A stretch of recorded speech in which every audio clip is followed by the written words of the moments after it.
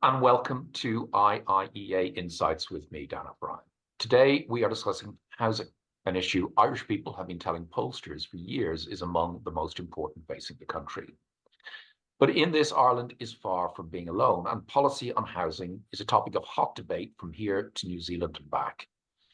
Much of the discussion everywhere is, however, somewhat muddled, something brought home to me recently at an event on housing I attended in Toronto, Canada, where they also face significant affordability and availability challenges. Today, we'll attempt to bring some clarity to these issues with two contributors. In a slightly different format from usual, we'll start with Paul Cotter, a housing specialist at the Department of Finance. Paul will set the scene for the first 10 minutes or so.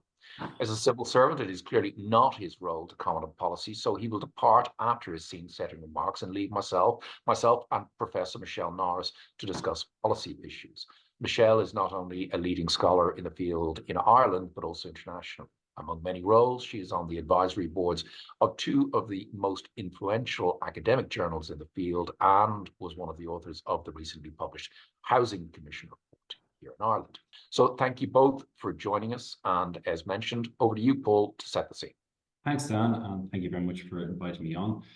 So as Dan said, what I really want to do is kind of set the scene for the discussion that Dan is going to have with Michelle, really by outlining some of the key challenges that we feel here in the department are relevant to the current situation in housing, to explain a little bit about what the government is doing about them, and then thirdly, maybe just to touch on some of the broader sort of macro fiscal trade-offs that will become apparent as we move towards a higher target of output to 40 or 50,000, whatever the actual target might be.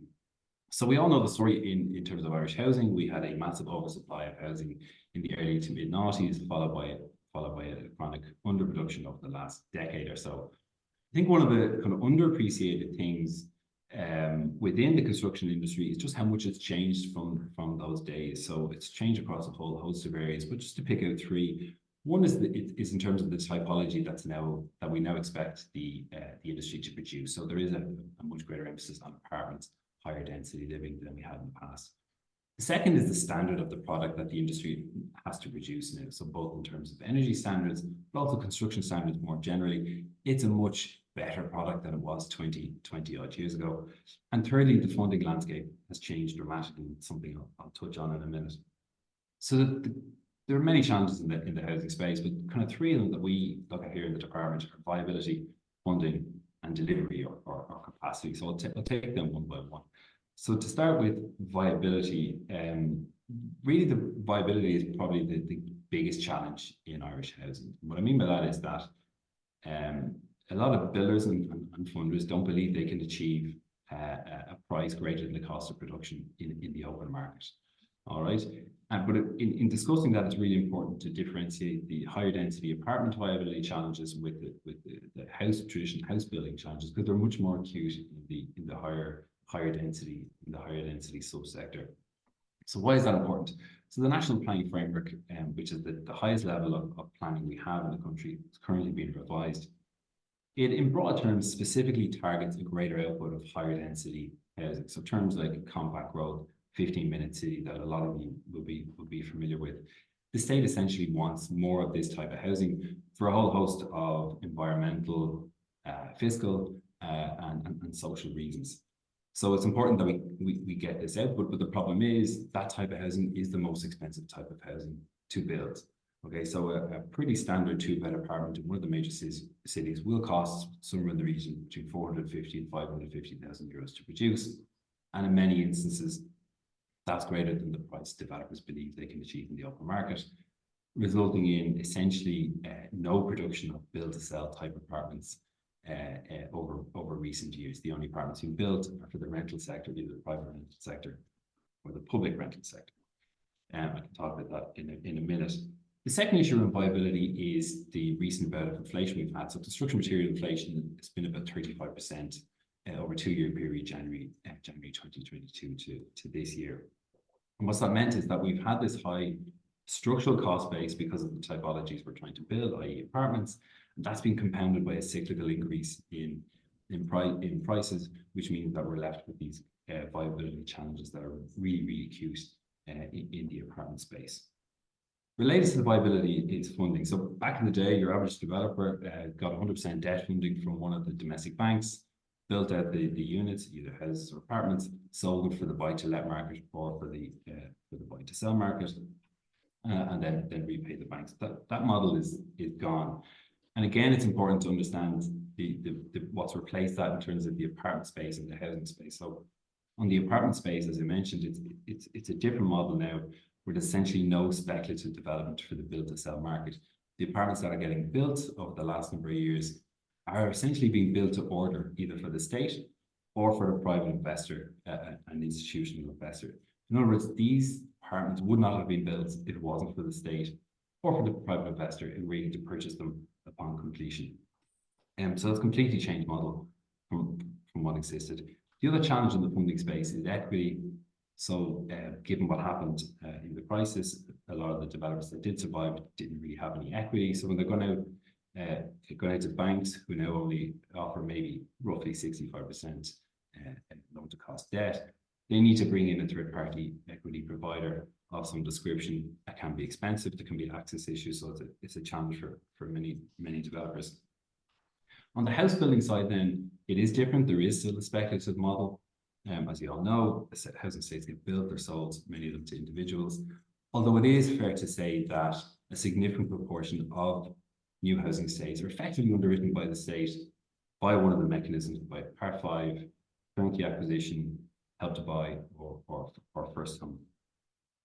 The third thing then, the challenge that we see, and something that we kind of look at is delivery or capacity. So there's kind of two separate aspects to that. First is the labour pool. So there's about 160,000 construction workers in Ireland today, which is actually about 80,000 less than there was in 2007. Depending on which builder you talk to, some builders will say there's an actual constraint there, others will say there isn't. I think it depends on the scale of the builder, because subcontractors obviously want to work for the builders who've got the biggest pipeline. But given that we have full employment, near full employment, and given that we have huge competition within the construction sector for workers, be it residential, commercial, retrofitting, civil engineering, it is fair to say that there are constraints there that need to be addressed.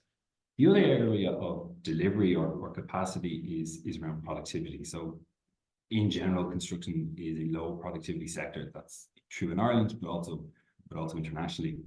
There are many reasons for this. There are high level of fragmentation in the industry, it's labor intensive, and it's cyclical, meaning that firms don't tend to invest in productivity enhancing tools because they just don't know if they'll have the work in 3, 4, 5 years' time. How we try and push back against this phenomenon is through scale and pipeline. So if there's a large pipeline of work at a sufficient scale to justify those productivity enhancing investments, then firms will do that, which will reduce their costs, increase their margins in the private sense. So they're the kind of three key challenges. There are others, but just in the interest of brevity, we'll stick to those three. So what is the government doing about them? So in terms of viability, a lot of people be aware there's a plethora of measures and schemes out there with Croí Cónaithe, which tries to subsidise build-to-sell apartments in our 5 major cities. With Project Tusig, which is an LDA-driven scheme which purchases private sector apartment developments that already have planning permission. We've a waiver of development levies, water rebates. So the government has essentially intervened to subsidise the difference between between the price and the cost, to try and make up that difference. But the key challenge really, as we kind of go forward and the targets are increased, is how do we decrease the actual cost? So rather than just subsidising the difference, are there ways we can decrease the actual cost, improving viability, which means we can ramp up output because it'll be viable to do so. This is a kind of a key challenge, and I know that in the Commission report that Michelle will speak to, there's a number of recommendations in that space. Funding then, on the challenge of funding, the state has intervened in a quite huge way, in a significant way. So this year, the capital spending on the state side will be about 5.1 billion euros. That's made up of direct exchequer spending, LDA spending, and HFA borrowing to approved housing bodies. So really significant level of funding from the state side, up about 75% in the last 5 years. And it sounds like an awful lot of money, because it is. But in the context of say 50,000 units per annum output, the development need will be around 20 billion. All right, so even the state is doing 5 at the moment, we need 20. So even if the current government or a future government were to dramatically ramp up investment spending on the public side, it's unlikely that the state could be even a majority funder of output in the region of 50,000 units, never mind the sole funder. So the challenge then is, how do we bail in private investment? How do we attract private investment, get the private market needs the state doesn't have to intervene to those sort of levels? And that's obviously related to the viability challenges that I just spoke to. And the third thing, in terms of delivery and capacity, there's a huge level of work going on across government, particularly with colleagues in the Department of Education and Department of Enterprise, in trying to focus on the supply side of the construction industry, increasing apprenticeships, upskilling, increase number of permits for construction workers with essential skills to try and get that flow of labour in. But the other side of it then is the productivity side. It's using the mechanisms of the state to try and become more productive through that scale and pipeline that I spoke about. So the LDA, for example, I know are focused on this as they ramp up to become, probably one of the top 2 or 3 builders in the country. Eventually, they will then be able to take advantage of those economies of scale, and drive down costs, so the taxpayer gets more bang for the buck. So the challenge really for the state, whether it's for the LDA or through its other mechanisms, is how does it optimize those delivery channels to make sure that the taxpayer gets value for money, that it's delivering the most cost-effective way, like I said, the taxpayer is getting bang for the buck in terms of the interventions that the state does use. So there are kind of three kind of challenges on what the government is doing about them. But before I wrap up, there's kind of 2 broader sort of challenges that the government faces as we move towards a higher level of output. As I said, whatever that may be, 40, 50 to 60,000 units per annum. So just briefly touch on them, Dan, if you don't mind. The first one is just around fiscal headroom. So if the government, our government decides that it's going to significantly ramp up expenditure on housing, as the Housing Commission report suggests, then that necessitates trade-offs with other areas of public expenditure. So if it's going to do that, what is it doing less of? If it's doing more housing, it needs to do less of something else relative to what would have happened if we hadn't ramped up. So these are big questions for government, given the scale of the funding that would be needed. The second thing then is, how do we create the economic headroom? So if we're to significantly ramp up the housing sector, it would suck in a lot of capital, a lot of labour. Big question for government and the state is, how can it do that without increasing prices, hurting our competitiveness in other areas of the economy? So again, there's trade-offs. We're increasing housing. It has knock-on effects for other areas. So they're kind of 2 of the broader sort of macro issues that we think about here in this department, as well as the kind of micro level challenges that I spoke to a minute ago. I hope that kind of gives you a flavour of the thinking within the department and government more broadly. That will inform your chat with Michelle. So I'll leave it there, and thanks again for inviting me on, Dan. Many thanks, Paul. Lots of issues raised there, and some insights, certainly. So many thanks for taking the time to join us today. Have a good afternoon. Great. So one of the things Paul mentioned there reminded me of an entrepreneurial founder of a startup in Toronto I met, who believes that the cost of housing can be cut radically by prefabrication, use of technology, greater innovation, and of course, artificial intelligence was mentioned again. So hopefully there is a productivity revolution coming in the low productivity construction sector, and that will change the housing outlook for everyone. But look, Michelle, again, thanks for joining us. Maybe we'll start with a kind of a scene-setting remark. Much of the discussion in Ireland, one often sort of thinks that we're the only country suffering from housing shortage and availability and price issues.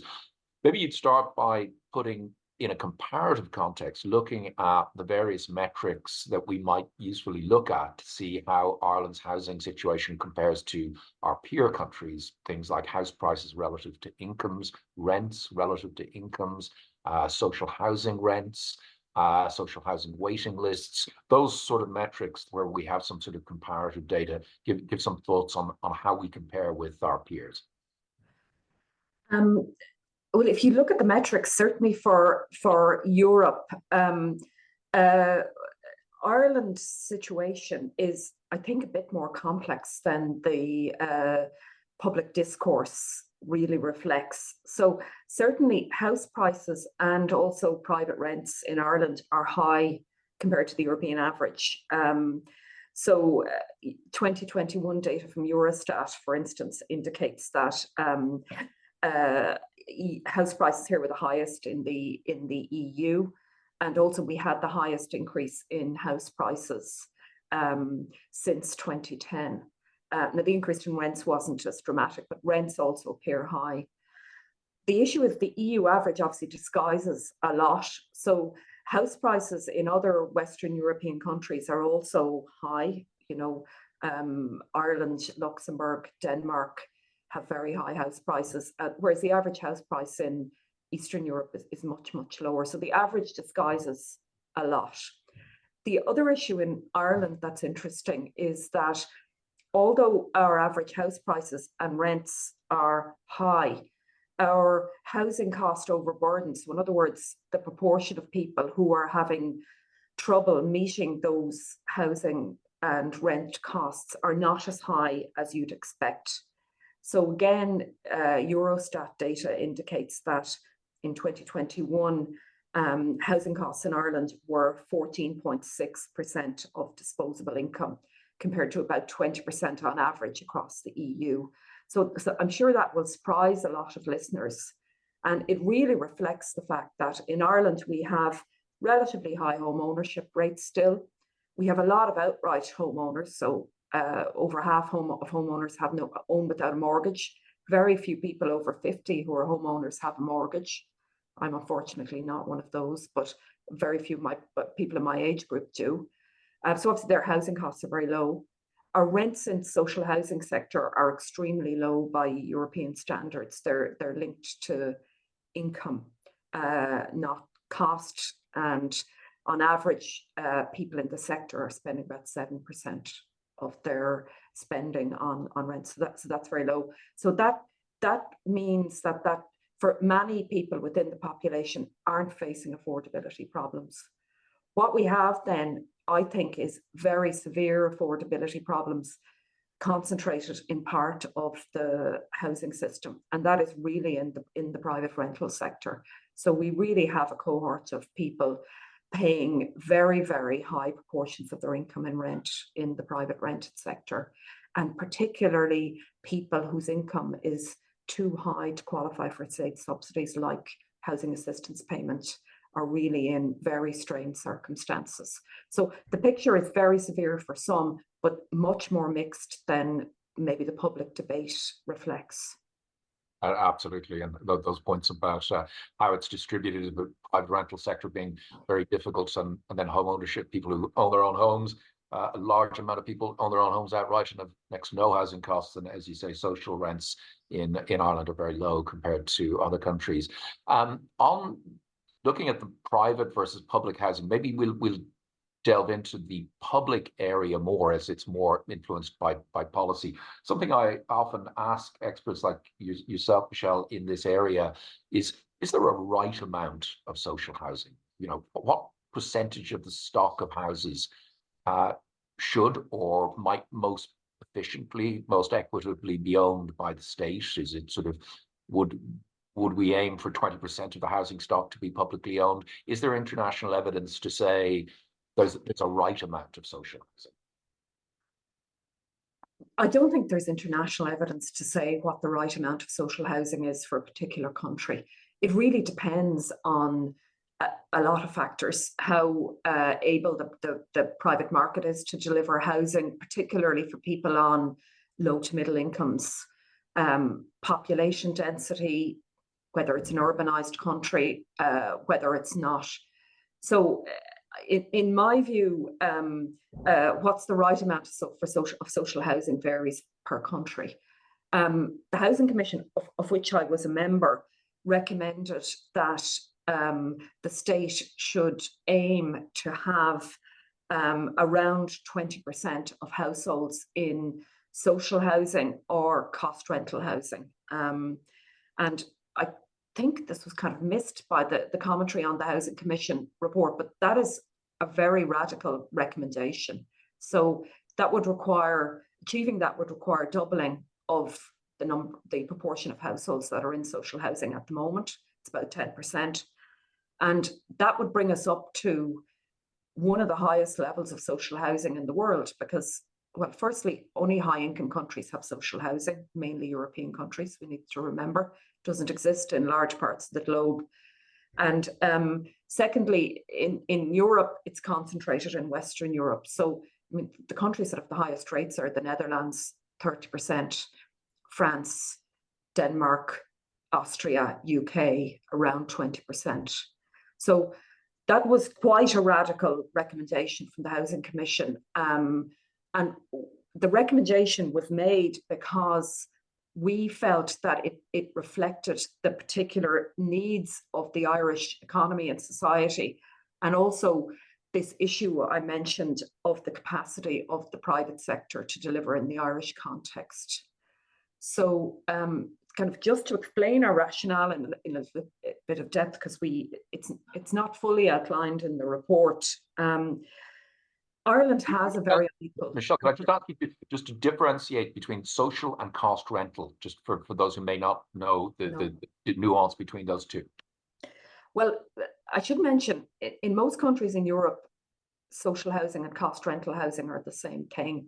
So, you know, social housing is let at cost recovery rents. In Ireland, it's not. So traditionally, we've had a social housing sector that's targeted at people at low incomes or outside the labour market, provided by local authorities, council housing, or NGOs called approved housing bodies. And it's let at rents related to income. So the higher your income, the higher your rent. The lower your income, the lower your rent. In recent years, the government has set up another sector called cost rental housing, where also provided by local authorities and approved housing bodies, where the rents are set essentially at cost recovery levels. And it is targeted at people whose incomes are too high to qualify for social housing, but would still be below average incomes. So in the Housing Commission report, we suggest that both those sectors need to grow to house about 20% of households, and also essentially merge to be one sector that would just be let at cost recovery rents. So our reason for that is there are kind of three main rationales for that. The first is Ireland has a very unequal labour force. So we have a large proportion of the population working in good jobs in the public sector and the multinationals on good terms and conditions, higher pay. And then we have a large proportion of low-paid workers in precarious employment.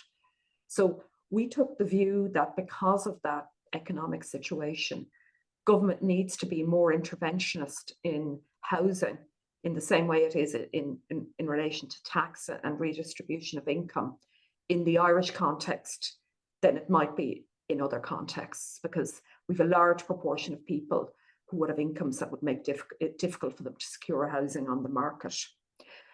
The other reasons we've suggested that level just relate to the capacity of the housing market in Ireland to deliver housing for the entire population, and they actually chime with some of the issues Paul raised in his introductory comments. So among home builders who are building homes for home ownership, there's kind of I suppose you could characterize it as a trilemma they're facing. So it's very difficult to deliver housing for sale that is simultaneously sustainable in environmental terms, affordable, and also viable for builders to deliver. So there's limits on the capacity of the construction industry to deliver housing for sale to lower to middle income groups. Also then, there are severe limits on the capacity of the private rental sector to deliver housing. So our private rental sector grew on the back of buy-to-let mortgage lending during the Celtic Tiger. That model in lots of ways is just not operating. There's very few new landlords entering the system. And we have international investment funds delivering private rented housing, but really not for low to middle income people. They're really targeting the higher end of the private rental market or student housing. So we took the view that in that context, the state or non-profit delivery needs to play a bigger role in housing delivery in Ireland, and particularly in urban areas. In rural areas, the barriers to supply are severe in some areas, but they're not generally as bad as they are in cities like Dublin, Cork and Galway. Okay, good. So your point about the share of workers on lower wages, I think is a topic we might come back to for an edition of Insights in the future, because it's a very interesting one, not only in relation to housing, but in other areas as well.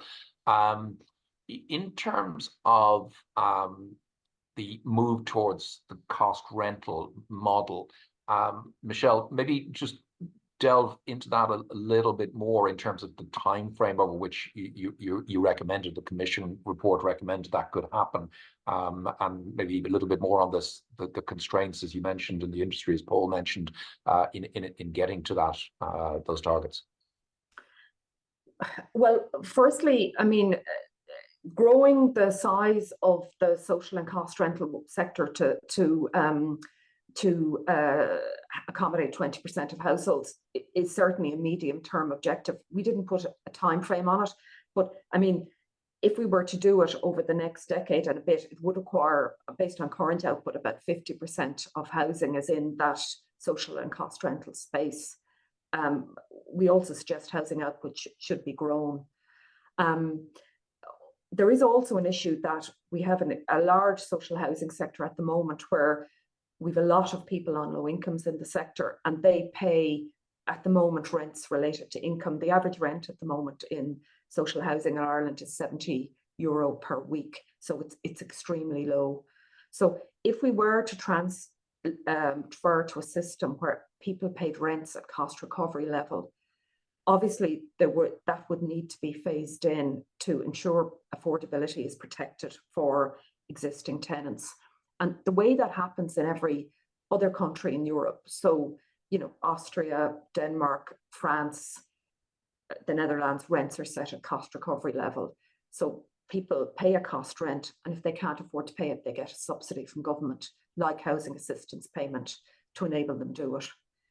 The advantage of funding housing in that way, rather than through income-related rents, is you have a rent that covers the cost. It'll allow you to raise debt to build the housing and to pay off the debt over long term. That distributes the cost over long term. And the other issue in Ireland that's often missed is we have rents that are affordable for tenants in Ireland, but very low spending on management and maintenance of social housing in Ireland. And we really have a maintenance crisis in parts of the sector that sometimes we forget about, because there's understandably so much emphasis on new supply. So as a result, we have very high government spending on what's called regeneration of social housing, sometimes knocking down estates, rebuilding them, very, very radical retrofit of estates. But really, in a lot of cases, it's not really regeneration. It's just trying to deal with the legacy of maintenance that hasn't been carried out. So cost rents would allow us fund the sector in a more sustainable way, move away from the kind of boom-bust model we've had of public spending on the sector, where sometimes spending is very high, as it is now. For the last decade, spending was very low.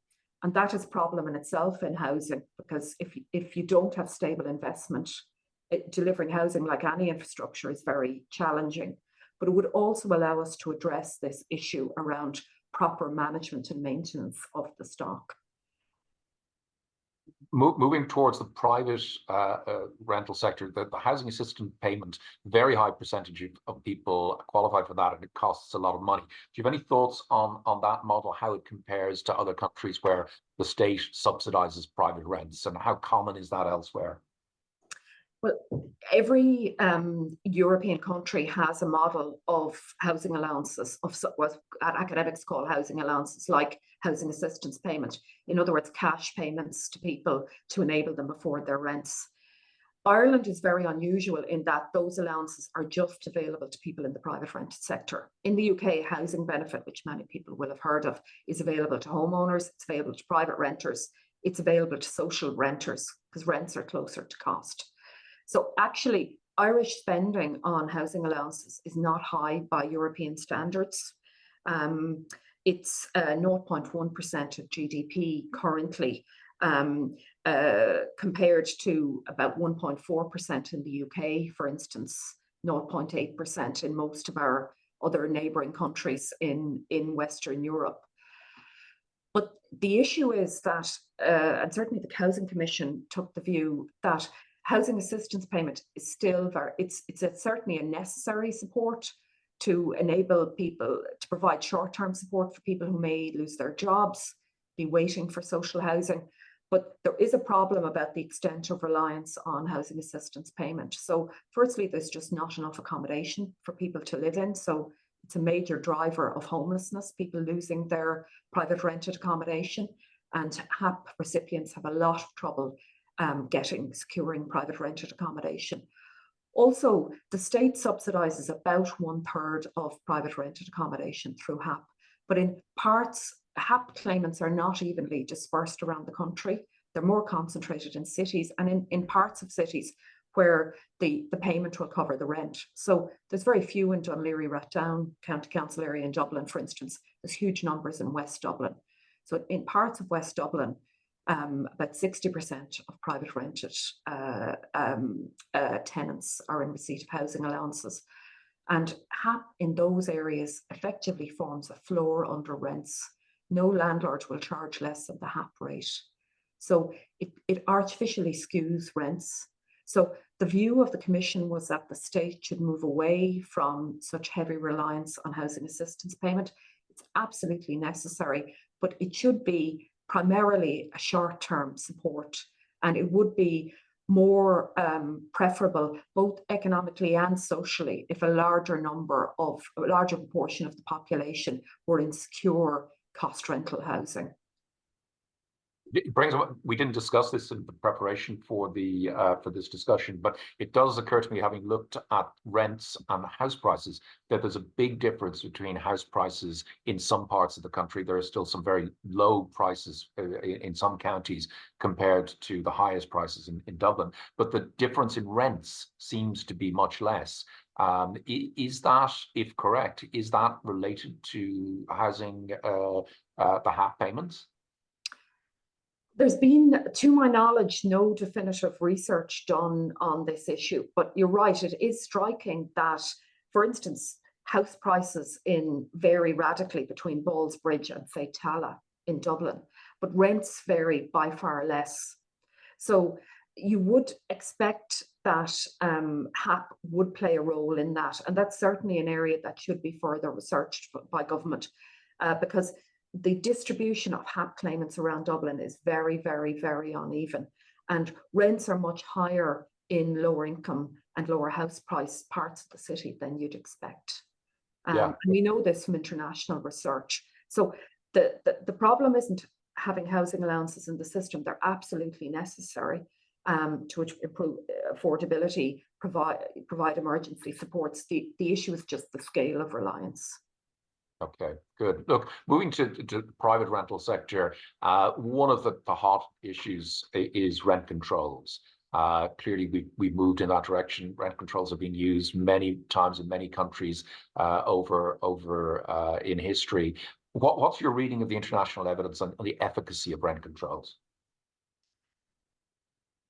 Well, I should say rent controls are very widely used internationally, and there are literally hundreds of different variants of rent control. You know, in many different cities, rent control operates within individual cities. Berlin has a separate rent control system from Munich, for instance. So there's lots of types. So in my view, the impact of rent controls depends on, firstly, the design of the rent controls, and secondly, on the context in which they're operating.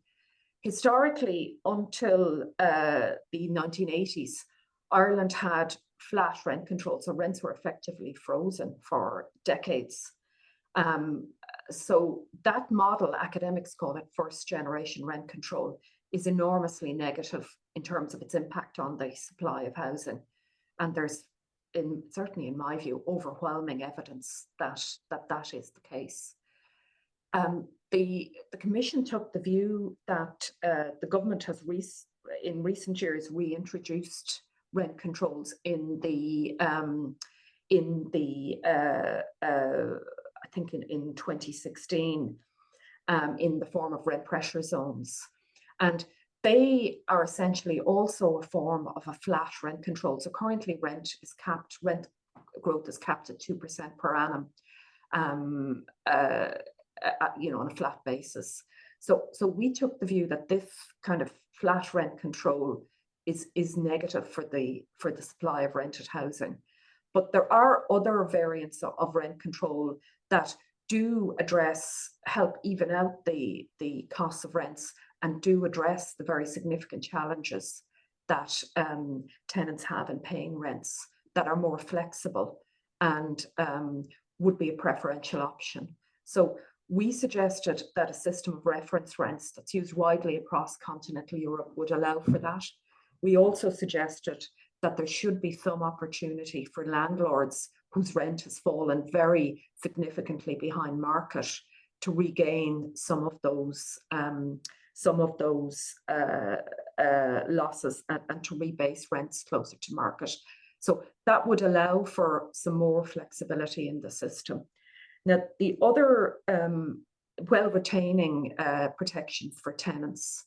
Now, not all members of the Housing Commission agreed with that. I should mention there was 3 members disagreed and essentially argued that rents should be completely decontrolled. The majority felt that in the current context of a severe affordability, that wasn't viable, and there are better models. The other issue that influences the rental sector is often forgotten about in the debate in Ireland, is the other forms of regulation which the sector is subject to. So Ireland has much stronger security of tenure rules than we did in the past, but still relatively weak compared to other countries. We have relatively weak regulation of housing standards, and critically, we have very, very weak actual application and enforcement of these rules. So one of the issues the Commission raised concerns about is, in recent years, there's been a very large number of changes to the regulation of rented housing, 8 to 9 separate changes in some years. So it's very difficult for either tenants or landlords to keep up with those changes. And in some ways, the changes are just academic because there's very weak enforcement of them. So if I'm a tenant that goes to the Residential Tenancies Board because my landlord has withheld my deposit, for instance, or a landlord that goes to the board because the tenant has, caused a lot of damage to the property, I then need to go to court to actually enforce their determination order. So a lot of people can't afford that, and the order is really just academic. Similarly, in terms of inspections of dwellings, we know there's a lot of unregistered landlords. There's a lot of landlords who just are not adhering to the current rent control procedures.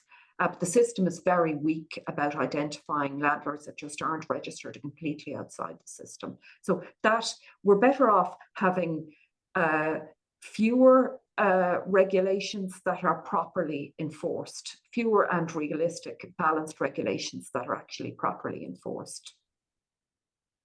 Yeah, having rented in 6 different countries over my life, I sometimes think that we've something akin to the worst of both worlds here in terms of the rights of landlords and the rights of tenants. So maybe some way to go on that. But Michelle, are we moving somewhat in a better direction in terms of, as Paul mentioned, the amount of new apartment construction is almost entirely built to rent. It's much more professional. It's of a higher standard. Is that a positive in your view? Are we moving in the right direction in that regard, at least?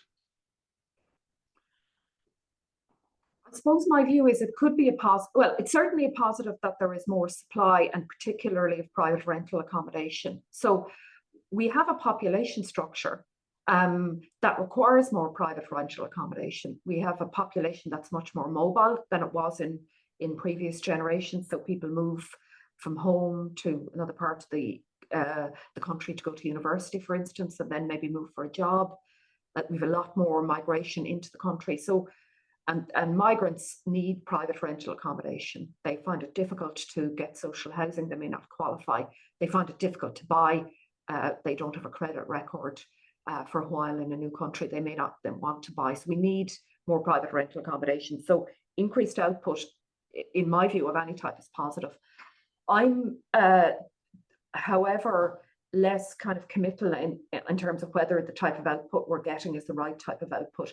I think there is an issue that we have had relatively poor quality maintenance from some cohorts of kind of amateur buy-to-let landlords. They often are investing primarily for capital gain. They want to be able to sell the dwelling easily or move in their daughter if their daughter wants to go to UCD, for instance, and needs the property. So that makes it difficult, more challenging to regulate. On the other hand, those landlords are generally providing lower rent and providing most of the accommodation let to lower income households and HAP recipients. The international investment cohort that have entered Ireland to date have focused really at the higher end of the private rental market, higher earners in the multinationals, and also the student accommodation market. So in professionalized landlord system does have advantages in terms of more secure, better managed accommodation. But certainly what's happened here at the to date in Ireland hasn't serviced all sectors of the population, which is why the Commission takes the view that we need a larger non-profit cost rental sector. Okay, look, I'm going to apologize in advance to the people who put questions. There are plenty of questions, but we've hardly even scratched the surface. In fact, I can't remember an Insights where we've come to as few of the questions because it's just the multi-pronged nature of this discussion. But I'd like to finish. We just got time for one more issue, and I'd like to finish. It's a controversial issue, one that I think we need to have a more honest discussion about. The vast majority of our population growth now is coming from immigration. It is providing the demand, quite rightly, the huge amount of sort of the mantra supply. But the rates of immigration at the moment, it seems to me that we just simply are not going to be able to produce the amount of new housing we need at current rates of immigration. Any thoughts, Michelle, on whether particularly the work permitting system should be more closely linked to housing availability? Certainly, work permits are needed in a whole number of areas, but it appears to me that the calculation in terms of issuing of work permits is not linked to housing supply. And is there a role there for looking at work permits and housing supply and linking the two? Obviously, that's a very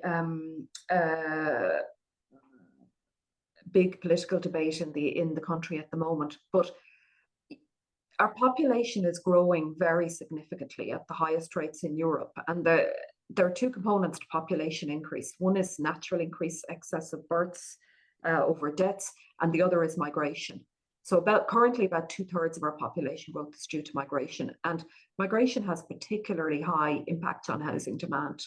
Because if I have another child, for instance, the population rises, but I'm not necessarily forming a new household or looking for a new dwelling.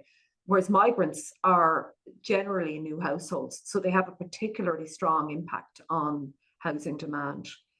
And I think in terms of government housing policy, we certainly need to factor that in. If that's how the population is growing, it has a particularly significant impact on housing demand. And also, we need to factor in, as I mentioned earlier, that migration has a particularly high impact for demand for private rental accommodation. So most migrants coming into the country aren't eligible for social housing. They'd have to queue for many years on the waiting list to get social housing.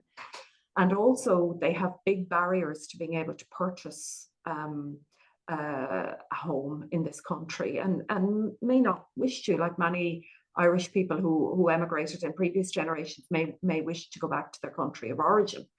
So if migration is deemed necessary for other economic reasons, we need to factor that into our housing policy and allow for growth in private rental accommodation to accommodate that growing population. And I think that issue and the kind of changing structure of our population and the impact it has for housing isn't really captured in the public debates. Great, Michelle. We've hit our time limit.